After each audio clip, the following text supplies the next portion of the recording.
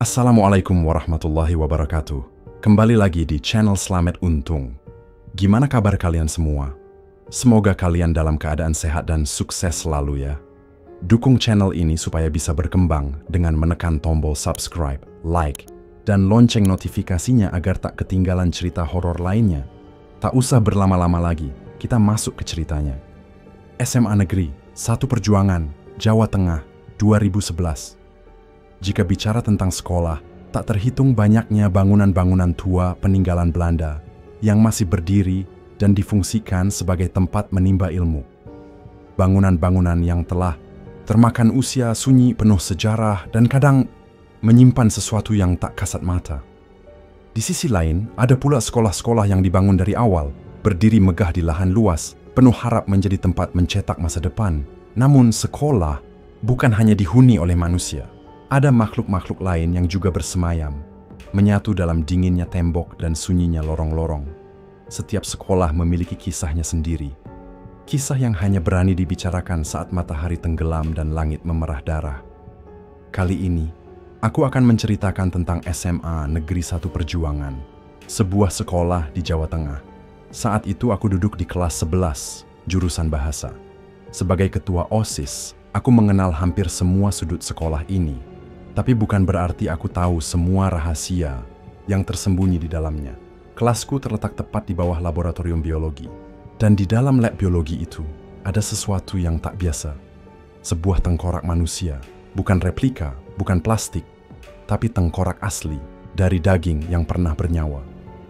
Konon, tengkorak itu berasal dari seorang guru biologi yang telah lama meninggal. Ia menyerahkan tubuhnya untuk dijadikan bahan ajar, bentuk dedikasi terakhirnya demi ilmu. Namun, persepsi siswa akan tengkorak itu berubah seiring waktu. Dari rasa hormat menjadi bisikan ketakutan. Sebab, siapa yang tahu apa yang masih tersisa dari jiwa si pemilik tulang itu? Tanpa tengkorak itu pun, sekolah kami sudah cukup menyeramkan. Banyak lorong gelap, ruang-ruang tua, dan suara-suara yang tak berasal dari mulut manusia. Hari itu Selasa, sepulang sekolah, anak-anak OSIS berkumpul. Kami harus mempersiapkan upacara hari pramuka yang akan dilaksanakan esok hari. Seperti biasa, aku diminta untuk mengatur jalannya upacara oleh salah satu guru.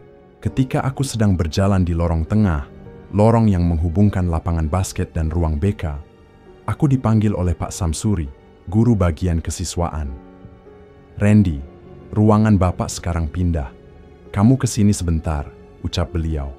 Dengan makanan, kantin masih di tangan, aku langsung menyerahkannya kepada temanku dan mengikuti langkah Pak Samsuri. Suaranya berat dan langkahnya terasa berat pula. Besok ini hari pramuka. Karena nggak ada petugas, anak OSIS yang akan bertugas semua. Latihan nanti sepulang sekolah. Untuk konsumsi, minta sama Mbak Rum. Bapak sudah bilang ke beliau, jelas, Pak Samsuri. Aku hanya mengangguk. "Baik Pak, nanti saya sampaikan ke teman-teman," jawabku cepat. "Ada lagi Pak?" Beliau hanya menggeleng. Aku pun berpamitan dan kembali ke kelas. Oh ya, Mbak Rum, beliau adalah penjaga kantin yang paling ramah di sekolah ini. Sering memberi kami makanan jika kegiatan OSIS berlangsung hingga sore. Orangnya ceria, tapi ada satu hal yang tak pernah kami tanyakan. Kenapa kantinnya selalu tutup tepat pukul 4 sore dan tak pernah lebih lama dari itu? Latihan dimulai setelah sekolah usai. Kami berkumpul di lapangan sepak bola yang luas dan sunyi. Di tengahnya berdiri tiang bendera yang menjulang tinggi. Terlalu tinggi menurutku, seperti tiang di Istana Presiden. Saat kami berdiri berbaris, sesekali angin bertiup lewat, membawa suara aneh dari arah ruang kepala sekolah yang kosong. Suara seperti langkah, tapi tak ada satupun yang sedang berjalan di sana. Persiapan pun selesai, kami pulang sore itu. Langit mulai meredup. Entah kenapa, sekolah terasa lebih dingin dari biasanya. Ada bayangan yang kulihat sekilas di balik kaca, ruang guru, tapi saat kulirik kembali, sudah tak ada apa-apa. Kukira hanya bayanganku sendiri. Rabu pagi, kami datang dengan seragam pramuka lengkap. Semua siswa mengikuti upacara memperingati Hari Pramuka dengan khidmat Langit saat itu mendung, tapi suasana tetap dipenuhi semangat. Setelah upacara, kegiatan belajar kembali berjalan seperti biasa. Namun, kabar berembus dari kelas 12, katanya, akan ada penyambutan lambang tunas kelapa. Kabar burung itu ternyata benar. Tak lama setelah pelajaran berlangsung, aku kembali dipanggil oleh Pak Samsuri. Beliau meminta agar aku mengoordinasikan seluruh siswa untuk mengikuti penyambutan lambang tunas kelapa yang akan dilangsungkan saat istirahat kedua, tepat pukul 12 siang di lapangan sepak bola. Aku, sebagai ketua OSIS, tentu tak bisa menolak meski dalam hati berat sekali. Hari itu panas luar biasa dan rasa malas mencengkeram kuat. Tapi ini demi nama baik sekolah, demi kehormatan di hadapan para tamu penting yang hadir, Bapak Bupati, Bapak Gubernur, dan tamu-tamu lainnya. Katanya, lambang tunas kelapa ini merupakan bagian dari perjalanan simbolik menelusuri jalur gerilya Jenderal Sudirman. Bayangkan, di tengah waktu istirahat, kami harus kembali berdiri di bawah terik matahari. Setelah prosesi penyambutan berakhir, siswa kembali ke kelas masing-masing untuk melanjutkan pelajaran. Namun, mendadak suara dari pengeras suara menggelegar, memecah ketenangan siang itu. Untuk seluruh siswa, harap tetap berada di kelas masing-masing. Tidak diperkenankan meninggalkan kelas dengan alasan apapun. Terima kasih. Suara itu mengandung ketegangan yang samar, tapi nyata. Karena penasaran, aku keluar kelas. Sebagai ketua OSIS, aku merasa punya hak dan tanggung jawab untuk mencari tahu.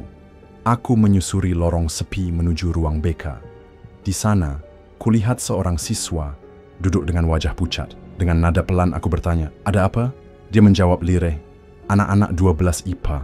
Kesurupan, Mas." Dek, jawaban itu membuatku terdiam sejenak. "Sekarang mereka di mana?" tanyaku. "Di masjid, Mas," balasnya cepat. Tanpa pikir panjang, aku bergegas menuju masjid di bagian depan sekolah.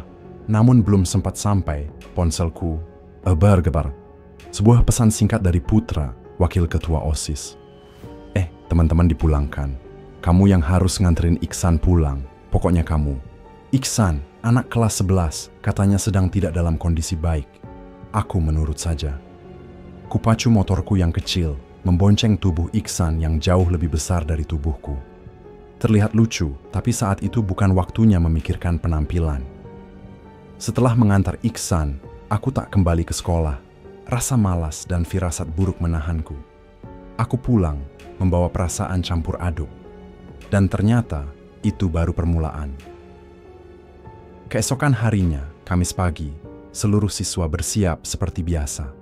Seperti setiap Kamis, 15 menit pertama setelah bel digunakan untuk literasi. Hari ini, jadwal membaca Al-Quran. Semua siswa membacanya serempak, mengisi udara pagi dengan lantunan ayat suci. Tapi tepat setelah literasi selesai, suara logam yang bergemuruh membelah keheningan. Tiang bendera yang besar itu ambruk. Jatuh begitu saja, menghantam tangga menuju lantai 2. Suaranya menggelegar, disusul oleh denting kaca pecah. Kaca, jendela kelas 10-6 hancur berkeping-keping, tanpa sebab, tanpa angin, tanpa gempa. Langit cerah, tapi suasana berubah kelam. Atap tangga ambrol, menimpa seluruh anak tangga. Anak-anak kelas 11 yang berada di lantai 2 terjebak. Mereka tak bisa turun. Teriakan panik mulai terdengar dari berbagai penjuru. Pengumuman terdengar lagi. Untuk seluruh siswa, harap tetap berada di kelas agar situasi tetap kondusif. Ikuti pengumuman selanjutnya. Tapi kondusif hanyalah harapan kosong. Yang terjadi justru sebaliknya. Kerumunan mulai terbentuk di sekitar tangga. Rasa penasaran mendorong banyak siswa untuk mendekat. Ingin tahu mengapa tiang bendera sebesar itu bisa roboh. Tapi di tengah kerumunan itu, tiba-tiba satu siswa berteriak. Tubuhnya gemetar, matanya kosong. Kesurupan. 1, 2, 5, hingga puluhan siswa lainnya mengikuti. Hari sebelumnya 10 siswa, kini lebih dari 33 siswa kesurupan dalam waktu yang hampir bersamaan. Jeritan menggema, tangisan meledak, suasana semakin mencekam. Beberapa kakak kelas berlari menembus Kerumunan berteriak keras, "Masuk, masuk sekarang juga. Kalau tidak akan ada lebih banyak korban." Kata korban menyayat udara, membekukan langkah semua yang mendengarnya. Tak ingin menjadi bagian dari korban yang dimaksud, para siswa mulai mundur perlahan, kembali ke kelas masing-masing. Namun masalah belum selesai. Anak-anak kelas 11 masih tertahan di lantai 2. Tangga hancur, tak ada jalan turun. Sekitar pukul 8 pagi, akhirnya pihak sekolah berhasil membangun tangga darurat. Satu persatu siswa kelas 11 yang terjebak dievakuasi. Wajah-wajah pucat mereka perlahan muncul dari balik reruntuhan atap tangga. Tak ada pengumuman seperti yang kemarin. Namun tanpa perlu disuruh, siswa yang belum tersentuh kesurupan segera dipulangkan. Sekolah harus dikosongkan. Semua yang masih sadar, yang masih waras, harus pergi. Korban tak boleh bertambah. Aku, yang masih merasa memiliki tanggung jawab sebagai ketua OSIS, tidak ikut pulang. Ada yang belum selesai. Ada sesuatu yang harus aku ketahui. Apa sebenarnya penyebab dari semua ini?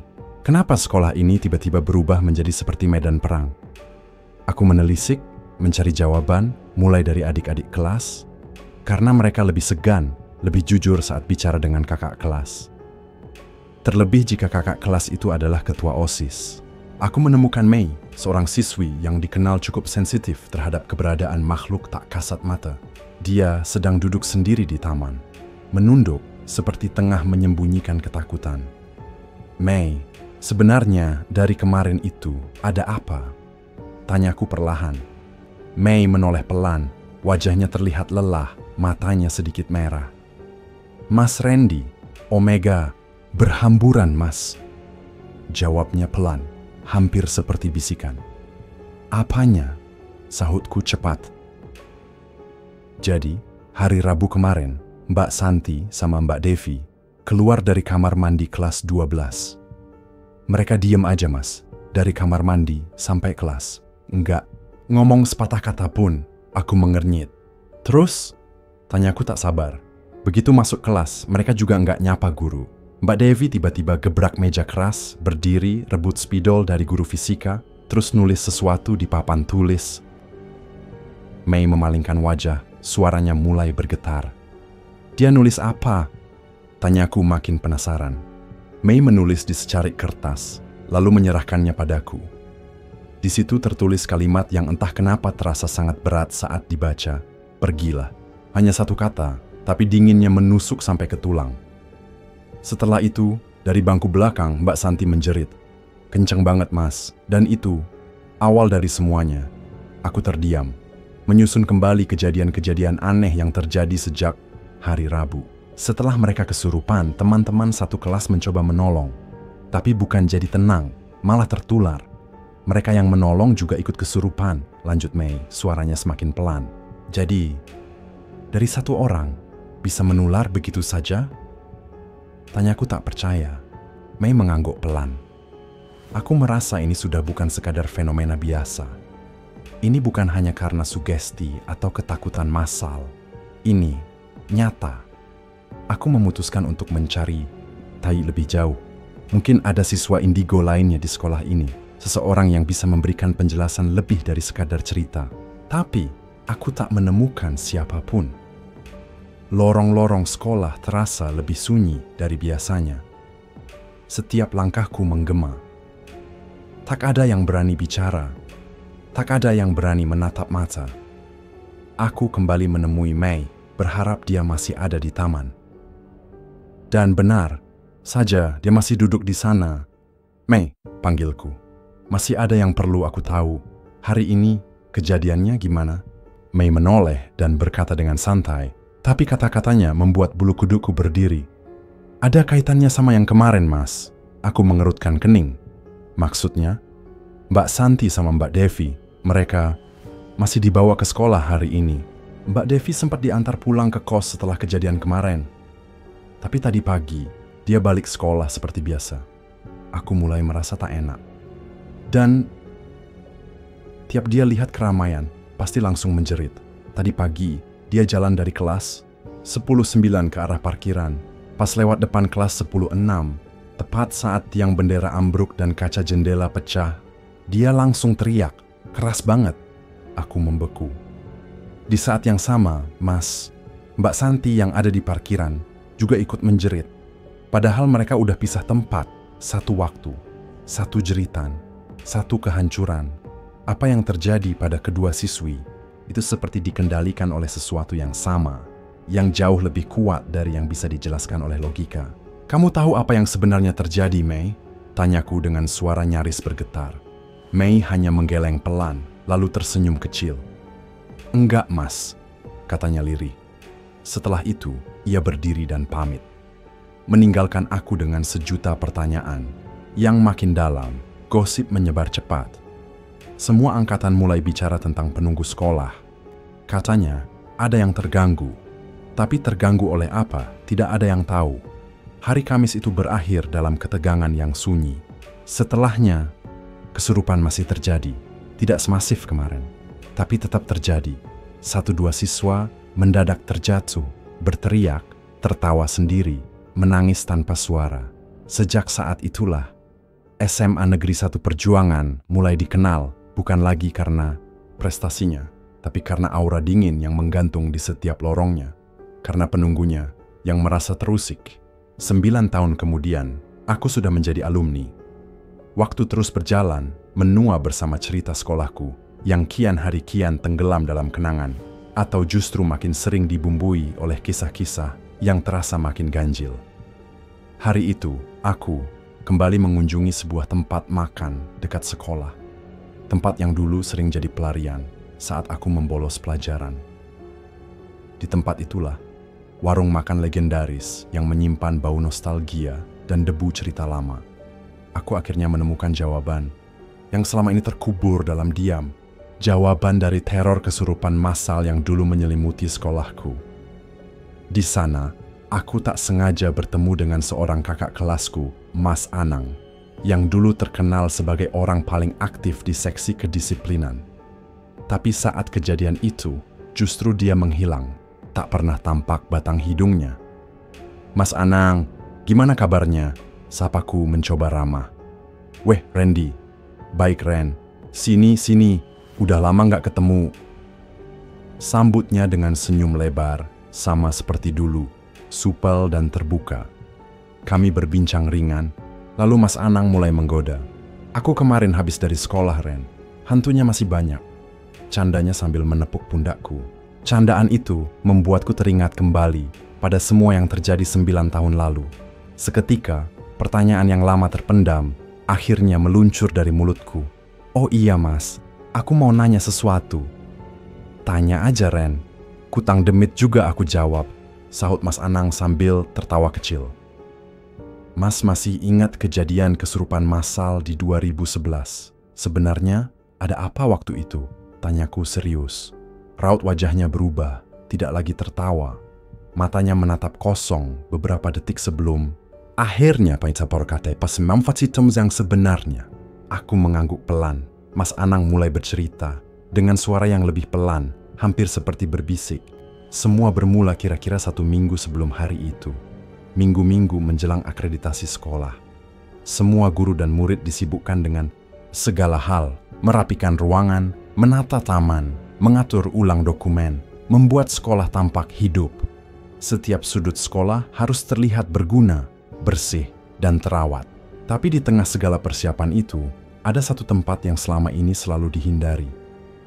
Kamar mandi kelas 12 laki-laki.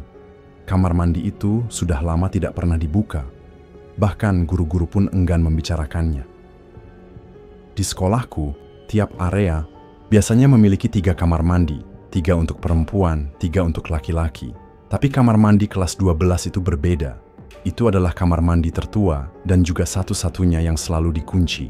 Entah karena sudah tua atau karena alasan lain yang tak pernah dijelaskan. Tak ada yang tahu pasti mengapa. Hanya satu hal yang pasti. Kamar mandi itu dikunci atas perintah kepala sekolah sebelumnya dan dilarang dibuka untuk alasan apapun. Namun, kepala sekolah baru, Bapak Suharmadi, tidak tahu menahu soal itu. Demi kelancaran akreditasi, beliau memerintahkan agar kamar mandi itu direnovasi dan dibuka. Beliau memanggil Pak Waluyo, penjaga sekolah yang sudah puluhan tahun mengabdi, dan memberi perintah langsung. "Pak Waluyo, Tolong besok buka kamar mandi kelas 12, mau direnovasi. Tapi Pak Waluyo menolak dengan tegas. Maaf, tidak bisa Pak. Saya tidak mau buka kamar mandi itu, katanya dengan nada datar namun serius.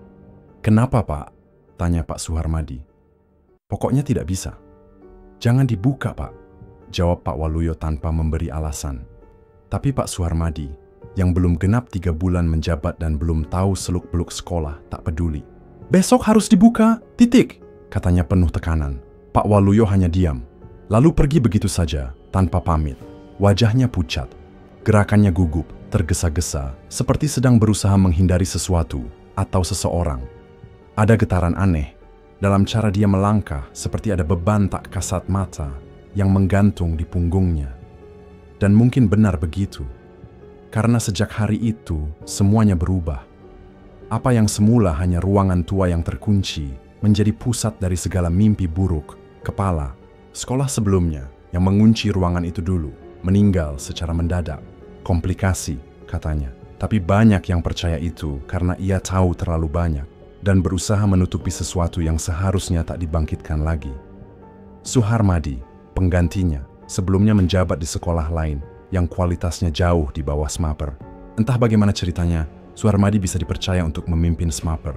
Padahal di SMA tempat ia menjabat sebelumnya, beredar gosip kelam bahwa ia pernah terlibat kasus penggelapan dana sekolah. Sifatnya angkuh, tak pernah murah senyum, dan cara kepemimpinannya otoriter. Setiap peraturan yang dibuat seolah tanpa dipikirkan matang, tanpa pertimbangan dampak baik atau buruknya. Ketika Pak Waluyo meninggalkannya begitu saja saat ia memerintah membuka kamar mandi tua, Suharmadi naik pitam. Tanpa berpikir panjang, ia langsung mencari tukang bangunan dari luar untuk membuka paksa kamar mandi yang selama ini dikunci rapat. Semua itu demi satu tujuan, akreditasi. Persiapan demi persiapan rampung. Hari akreditasi tiba dan anehnya Pak Waluyo tak datang ke sekolah. Kabarnya ia jatuh sakit, masuk angin, begitu kata orang-orang. Tapi gosip lain menyebut ia jatuh sakit karena tekanan mental yang berat. Karena kamar mandi itu akhirnya dibuka paksa. Dan benar saja, setelah dibuka oleh tukang suruhan Suharmadi, kamar mandi itu tak kosong. Di dalamnya terdapat sebuah peti, kayu tua, dan sehelai kain jarik yang terlipat rapi namun lusuh. Warnanya memudar, tapi masih menyisakan putih yang aneh. Suharmadi, yang tak tahu menahu soal itu, memerintahkan agar keduanya dibuang ke tempat pembuangan sampah besar di belakang sekolah. Hanya itu yang ia pikirkan. Buang saja, selesai urusan. Namun ternyata, sejak peti dan kain jarik itu dibuang, suasana sekolah berubah drastis. Udara menjadi panas, pengap, membuat semua orang resah. Kejanggalan demi kejanggalan muncul. Satu demi satu guru mulai mudah emosi. Siswa saling bentrok, perang argumen menjadi hal biasa. Aura sekolah yang tadinya penuh semangat berubah menjadi ladang pertengkaran. Hingga akhirnya Pak Samsuri, guru tertua di sekolah, datang menemui Pak Waluyo. Memohon agar beliau kembali ke sekolah karena suasananya sudah sangat tidak wajar. Pak Waluyo hanya menatap langit-langit rumahnya, lalu berkata pelan, "Sudah tiba saatnya." Kalimat itu meluncur dari mulutnya seperti mantra. Tanpa banyak bicara lagi, ia ikut Pak Samsuri kembali ke sekolah. Sesampainya di sana, ia langsung menuju kamar mandi laki-laki kelas 12. Sejenak ia berdiri di ambang pintu yang sudah rusak, matanya menyapu lantai kosong, lalu dengan suara berat memerintahkan, "Semua siswa cari. Peti dan kain jarik itu harus ditemukan hari ini juga." Seluruh siswa dan guru dikerahkan. Mereka menyisir setiap sudut sekolah, dari belakang gedung, area taman, ruang kosong, hingga tempat sampah besar. Tapi hasilnya nihil, tak ada yang ditemukan. Semua mulai lelah. Hari mulai gelap. Pak Waluyo pun pulang, membawa kehampaan di wajah dan dada. Hari berikutnya pencarian dilanjutkan, tapi tetap saja tak ada tanda-tanda peti maupun kain jarik. Usia Pak Waluyo yang sudah tua tak mampu lagi menahan tekanan.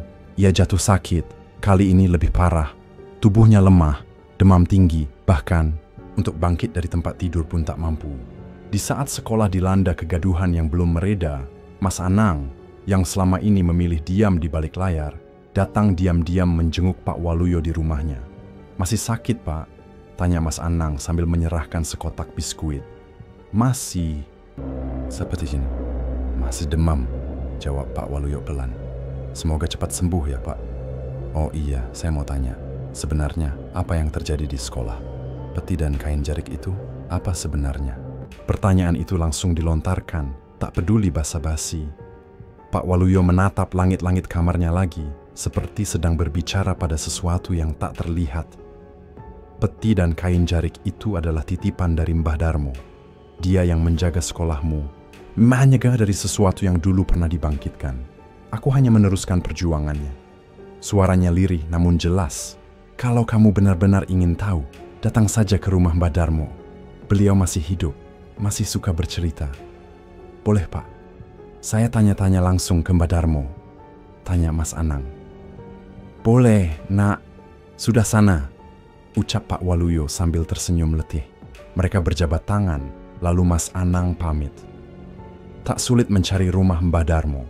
Nama itu sudah lama dikenal warga, seorang tua dengan ilmu kejawen yang kuat. Sekitar 1 jam pencarian, akhirnya Mas Anang menemukan rumah kayu sederhana itu.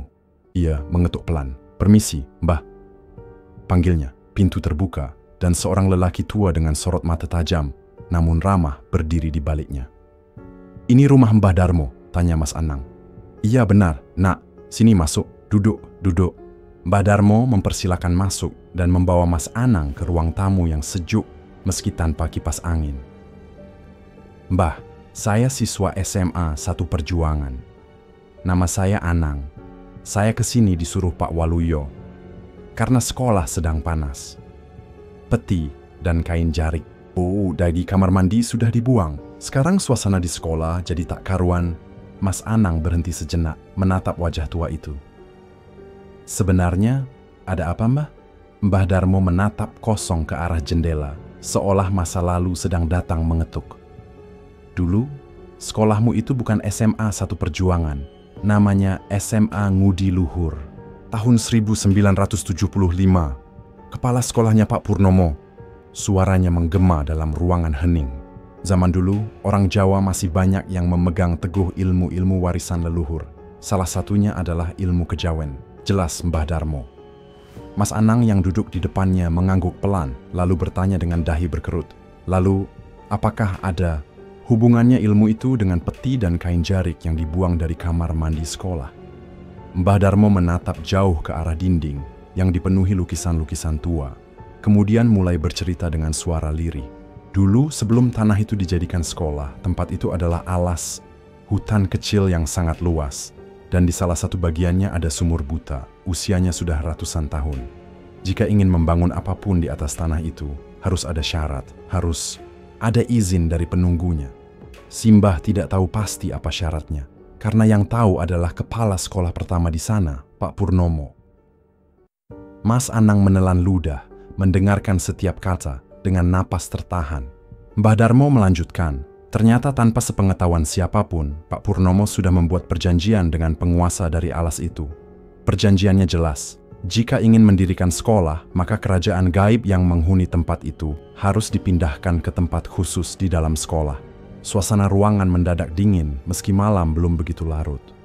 Tempat yang dipilih untuk memindahkan kerajaan itu adalah kamar mandi laki-laki kelas 12. Mas Anang terdiam, pikirannya berputar cepat. Semua sejarah sekolah, semua keganjilan dan kejadian akhir-akhir ini mulai menyatu dalam benaknya. Peti dan kain jarik bukan benda biasa. Itu adalah segel, tempat bersemayamnya sesuatu yang tak seharusnya diusik. Dan ketika peti itu dibuang, penghuni kerajaan gaib itu murka.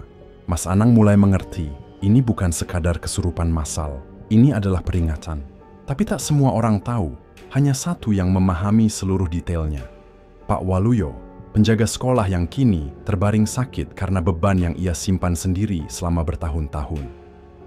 Masih terpaku dalam lamunannya, Mas Anang teringat pada kejadian ganjil lainnya.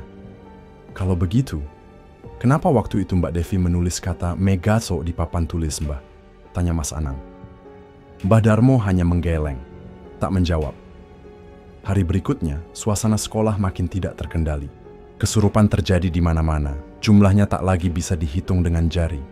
Hampir 50 siswa berjatuhan, menjerit, tertawa tanpa kendali, menangis, dan beberapa meracau dalam bahasa yang tak dikenal. Mbak Devi pun kembali kerasukan. Tubuhnya gemetar hebat, matanya melotot liar, dan dari mulutnya keluar kalimat yang mengguncang seluruh ruangan. Aku minta semua dikembalikan. Beberapa orang asing yang tak dikenal masuk ke dalam sekolah, seolah-olah tahu bahwa hari itu sekolah akan benar-benar diteror. Mereka membantu penanganan para siswa yang kesurupan. Tapi ketika Mbak Devi berteriak untuk kedua kalinya, dengan suara berat dan tawa menyeramkan, suasana berubah drastis. Aku minta tumbal, ucapnya sambil tertawa keras. Tubuhnya membungkuk lalu melengkung seperti akan patah. Mas Anang hanya bisa menyaksikan dari balik jendela ruang guru. Ia tidak sanggup untuk mendekat, tidak dengan energi semengerikan itu. Karena suasana sudah tak terkendali, sekolah memulangkan semua siswa yang masih sadar. Tapi di luar dugaan, beberapa siswa kelas 10 IPS malah berangkat ke Jogja malam itu. Mereka bermain ke pantai pasir putih. Di sana, mereka bermain air, tertawa, bercanda, seolah tak tahu bahwa sesuatu sedang membayangi dari kejauhan. Ombak tiba-tiba datang sangat besar, menggulung satu dari mereka. Usmar namanya. Tubuhnya terseret arus, terbawa ke tengah dan menghilang. Temannya, Kemal, berusaha menolong, tapi hanya mampu berteriak dari tepi pantai. Kalimat terakhir yang diteriakkan Usmar sebelum tenggelam menusuk hati. Tolong, beritahu ibuku, aku bakal pulang. Pantai itu mendadak sunyi. Tangis pecah di antara anak-anak yang tadi bersuka cita. Kembali ke rumah bukan lagi dengan tawa, tapi dengan kehilangan. Malam itu mereka tidur dengan trauma yang tak bisa dijelaskan. Pencarian jasad Usmar dilakukan oleh warga dan petugas setempat, tapi hingga malam habis ia belum ditemukan. Baru keesokan harinya, jasadnya berhasil ditemukan dan segera dibawa pulang untuk dimakamkan. Mungkin inilah yang dimaksud oleh Mbak Devi. Ketika kerasukan, ia minta tumbal. Dan tak lama setelah itu, Usmar meninggal dalam kondisi yang tragis. Sekolah berduka, semaper tak lagi sama. Anak-anak tidak lagi tenang belajar. Guru-guru waspada setiap saat. Dan malam harinya, Iksan, salah satu siswa kelas 10 yang dulu pernah kuantar pulang, bermimpi. Dalam tidurnya, Usmar datang. Wajahnya pucat, tubuhnya basah kuyup, dan suaranya seperti dari dasar laut. Tolong aku akan menetap di sekolahmu. Sekolahmu tidak aman. Bisikan itu membangunkan Iksan dengan tubuh menggigil. Ia jatuh sakit, demam tinggi, dan tak bisa bangkit dari tempat tidur. Hari demi hari berlalu, namun sekolah itu masih saja dihantui kesurupan. Walaupun tidak separah sebelumnya yang sampai menyentuh 50 orang, teror itu tetap datang, menyusup perlahan tapi pasti. Jujur saja, kami semua, guru, siswa, staf, mulai lelah. Energi kami terkuras untuk hal yang tak bisa dijelaskan secara akal sehat. Sesuatu yang sulit dipercaya 100%, tapi nyata dirasakan. Dari hari Minggu hingga kembali mendekati minggu berikutnya, kekacauan belum menunjukkan tanda akan reda. Tidak ada solusi, tidak ada kejelasan, hanya rasa takut yang terus tumbuh, merayap dari balik lorong dan ruang kelas. Minggu itu, kabar mengejutkan datang. Sekolah kembali diliputi duka. Borup, ibu kantin, yang dikenal sebagai sosok hangat dan Bu Penyayang, dikabarkan meninggal dunia. Kronologinya mengiris hati. Sekitar 3 hari sebelumnya, Borup sempat pulang ke kampung halaman. Saat kembali, ia turun dari angkot di dekat sekolah pada dini hari. Waktu menunjukkan sekitar pukul 1 pagi. Saat itu, sebuah mobil melaju kencang tanpa aba-aba, menghantam tubuh Borup hingga terpental jauh. Si penabrak tidak berhenti, tidak menoleh, hanya kabur menembus gelap malam. Jenazah Borup baru ditemukan pukul 5 pagi di selokan depan gerbang sekolah. Tubuhnya sudah kaku, kulit membiru, dan luka menganga di beberapa bagian tubuhnya. Kematian yang tragis, mengerikan, dan tak termaafkan. Semaper kembali dirundung duka. Dalam seminggu, 2 nyawa warga sekolah melayang. Pertama Usmar, sekarang Borup. Mungkinkah ini hanya kebetulan? Atau ini adalah bayaran dari sesuatu yang lebih gelap, lebih kelam daripada yang bisa kami bayangkan?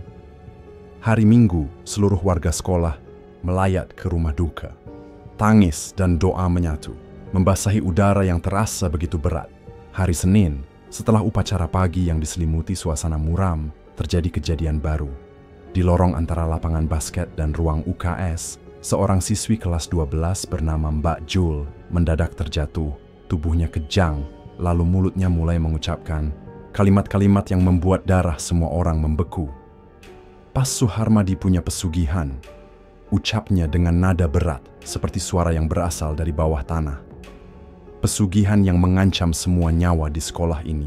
Pesugihan yang membuat Esma terhancur perlahan, dan dia bahkan tidak menyadari kehancuran yang ia bawa. Orang-orang panik. Guru dan staf segera mencari keberadaan Pas Suharmadi, berharap ia bisa dimintai penjelasan atau setidaknya meminta maaf atas tuduhan yang terlontar dari mulut yang kesurupan. Tapi ketika semua ruangan dicek, kantor kepala sekolah itu kosong. Ia tidak ada. Mobilnya masih terparkir di halaman, utuh, tak bergerak, tapi tubuhnya lenyap. Entah kemana ia pergi, dan entah bagaimana ia menghilang tanpa jejak. Sementara itu, Mbak Jul masih terus berteriak, "Pergi Suharmadi, pergi! Kau bukan kepala sekolah. Kau perusak alam ini. Anak buahmu hanya membuat gaduh. Pergi dari tanah." Suaranya berubah-ubah. Kadang tinggi melengking, kadang rendah bergemuruh. Semua yang mendengarnya tahu, itu bukan suara seorang remaja perempuan biasa. Kata-kata itu mengguncang Tamia, salah satu siswa yang kebetulan menyaksikan semua kejadian. Ia tidak pernah menyangka bahwa kepala sekolahnya sendiri yang selama ini justru menjadi akar dari kehancuran sekolah. Anak buah yang disebut-sebut dalam kesurupan Mbak Jul makin menegaskan kecurigaan Mas Anang. Orang-orang asing yang datang kala, kejadian massal itu terjadi bukanlah penyelamat. Mereka bukan membantu mengusir makhluk halus dari tubuh para siswa. Mereka justru datang untuk mengusir penunggu asli sekolah. Penunggu yang sejak awal sudah ada di sana, sebelum sekolah itu dibangun. Sebelum semuanya menjadi rusak seperti sekarang. Karena situasi yang makin genting, semua siswa kembali dipulangkan lebih awal.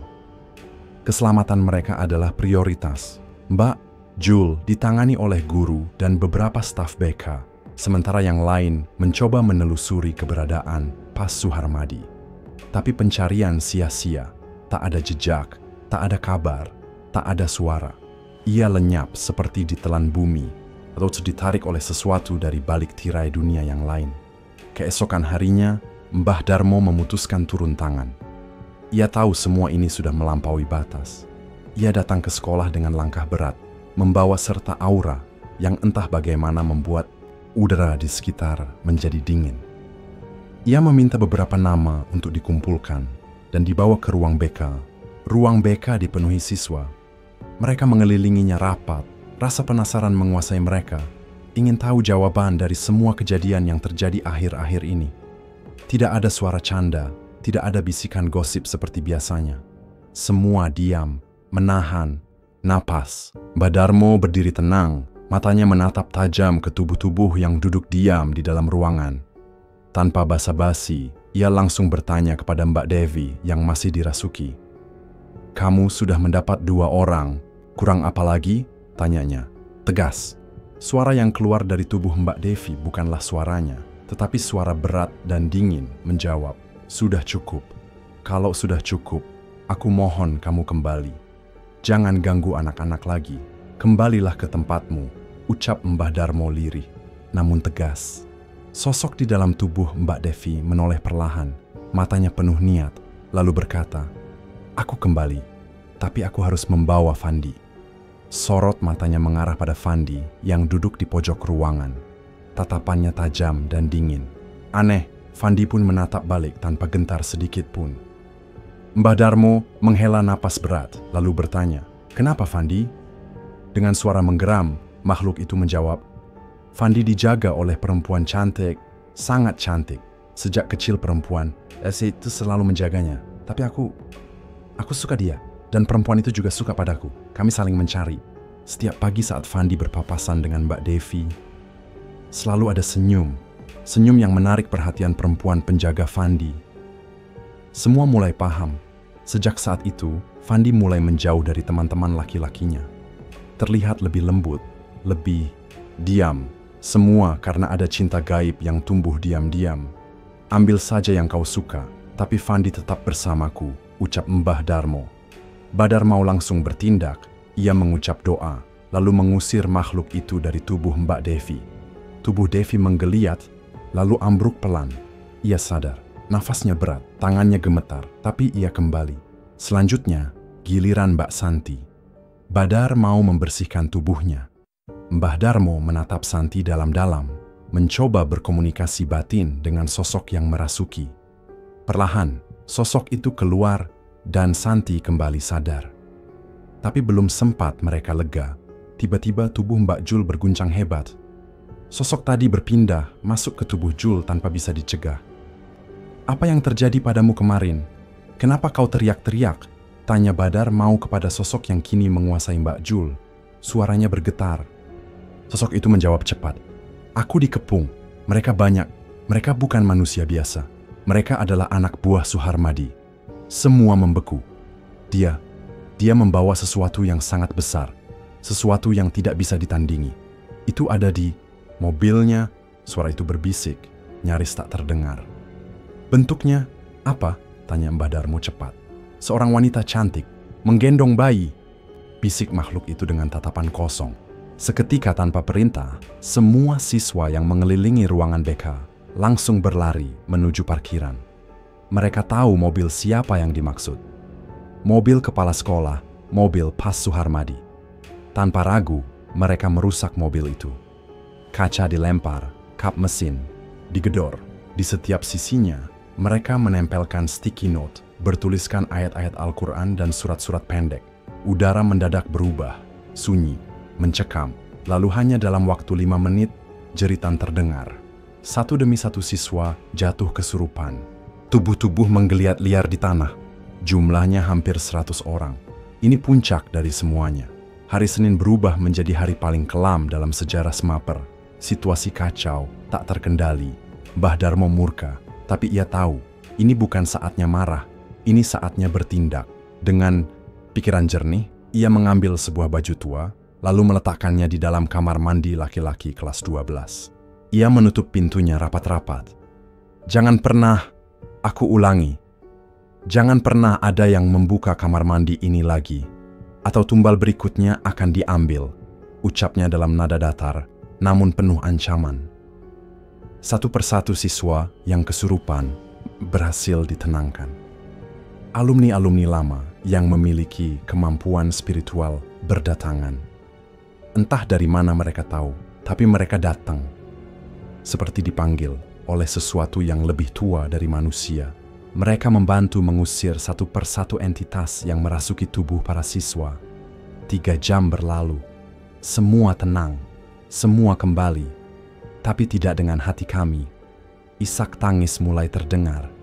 Trauma mulai tumbuh. Mas Anang berdiri di sudut aula, menatap kosong. Lalu ia melihat sosok yang familiar. Badina. Salah satu alumni yang ikut datang. Dulu, Badina pernah mengalami masa kelam. Ia linglung selama 6 bulan. Semua karena bentrok energi dengan sosok bernama Mbak Yayuk.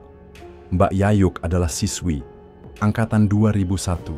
Ia adalah penunggu tangga menuju kelas 11. Dulu ia dibunuh, diperkosa oleh satpam sekolah di kamar mandi belakang kelas 11. Setelah itu, jasadnya dibuang. Dan suaranya tak pernah benar-benar hilang dari sekolah ini. Setiap pagi, Mbak Yayuk menyapa siswa-siswa yang bisa melihatnya. Senyumnya manis, tapi penuh misteri. Ternyata saat bendera tiba-tiba roboh dan kaca, jendela kelas 10-6 pecah. Itu adalah ulah Mbak Yayuk.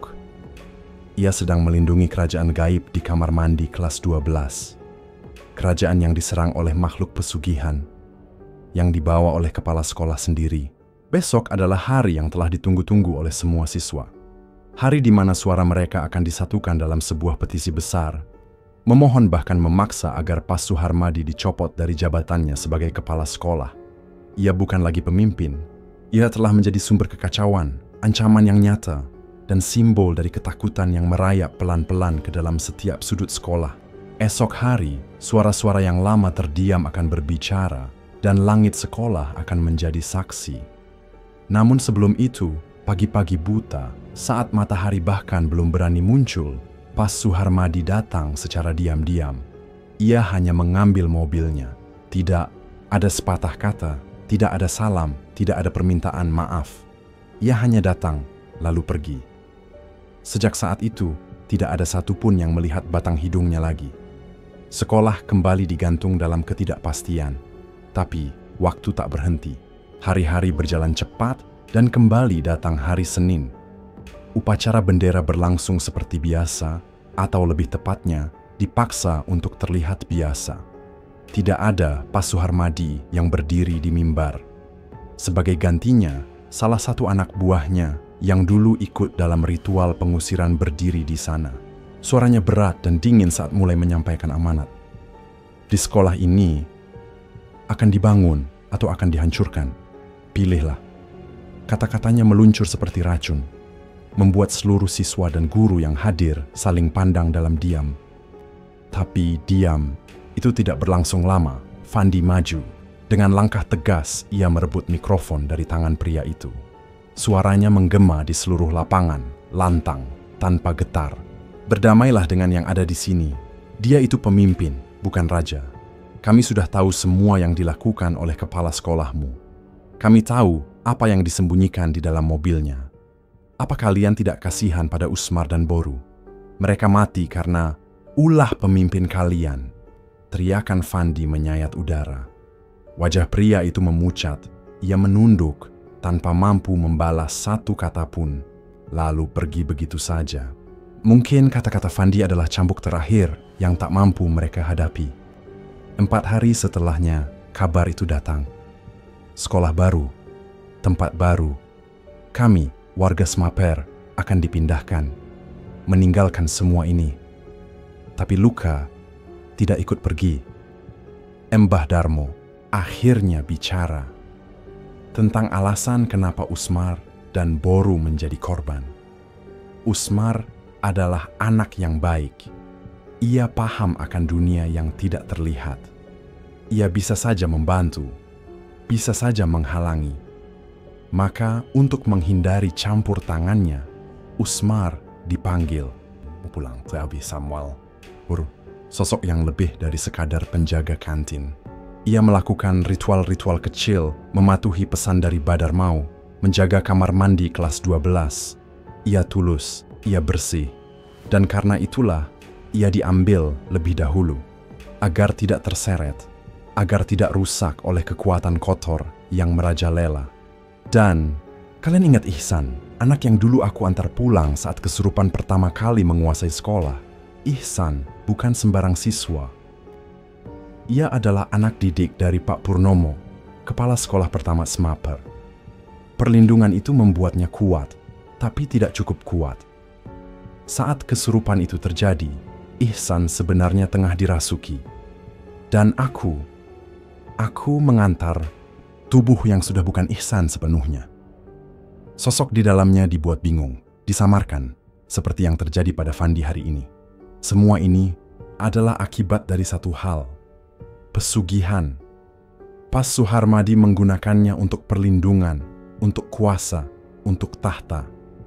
Ia menghalalkan segalanya. Ia lupa bahwa apa yang datang secara instan akan meminta bayaran yang lebih besar. Akan selalu ada sebab dan akibat. Akan selalu ada harga untuk segala yang dipaksa oleh tangan manusia. Semoga semua ini menjadi pelajaran. Bukan hanya untuk kami, tapi juga untuk siapa saja yang mendengarnya. Jangan pernah tergoda oleh kekuatan yang tidak kita pahami. Jangan pernah melangkah ke dalam gelap hanya karena cahaya terasa terlalu lambat. Karena di dalam gelap tidak ada apapun kecuali kehancuran.